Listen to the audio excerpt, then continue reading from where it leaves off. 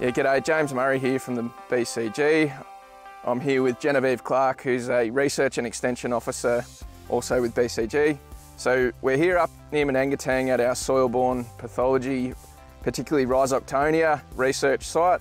So this is part of a GRDC funded project, which is mainly looking to get some extension messages out in the paddock, out to growers about ways we can manage Rhizoctonia amongst other soil-borne diseases, and also how we can identify it. So Genevieve's going to take us through a bit of the trial. So Jen, the grower here is using a disc seeder. Can you take us through why that may be an issue in terms of managing Rhizoctonia? Yeah, so set up is a disc seeder and a stripper front, and on this soil type where it's pretty prone to Rhizoctonia, so lighter soils. With the disc, it's not breaking up the fungal hyphae in the soil, so you're more prone to that infection in years going on. The good thing about this work is that it is over a few years, so we can look at some interesting longer term effects rather than just in one season.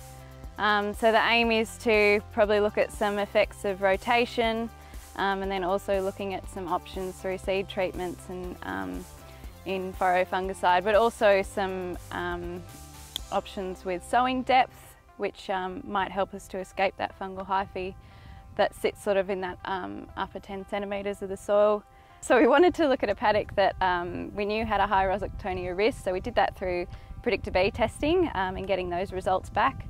And so far to date, we've obviously sown, we've got a few different crop types in here. I've sampled some plants, dug them up gently, kept the soil on them, and then gently washed that soil off so I could score and inspect the roots for Rhizoctonia symptoms.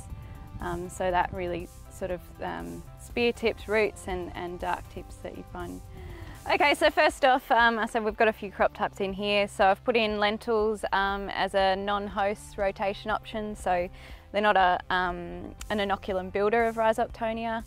So maybe having that break in the system might lower our inoculum levels for following season. So next up, we've just got Spartacus barley.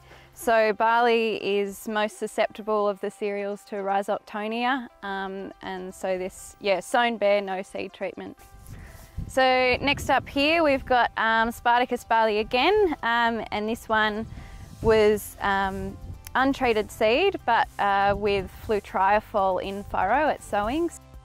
Again, this is Spartacus barley, but this one is probably our top treatment in terms of protection. So it's had Zestiva as a seed treatment, as well as flutriafol in furrow at sowing.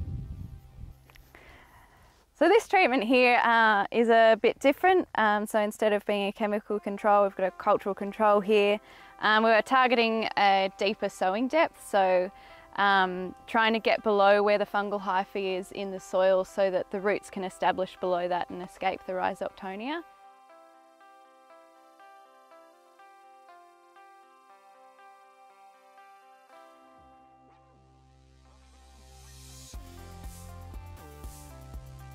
So here we've got some of our wheat treatments. As I said, barley is the most susceptible to yield loss from Rhizoctonia, but wheat is also susceptible.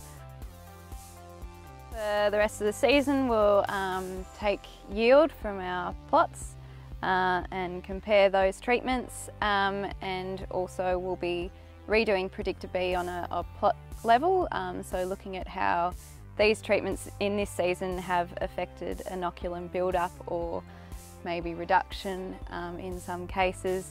And then we'll know where we're starting with these treatments going into the next season, so comparing that second year effect. And next year we'll probably be again looking at some of the chemistries available, and then might be weaving in some nutrition treatments as well.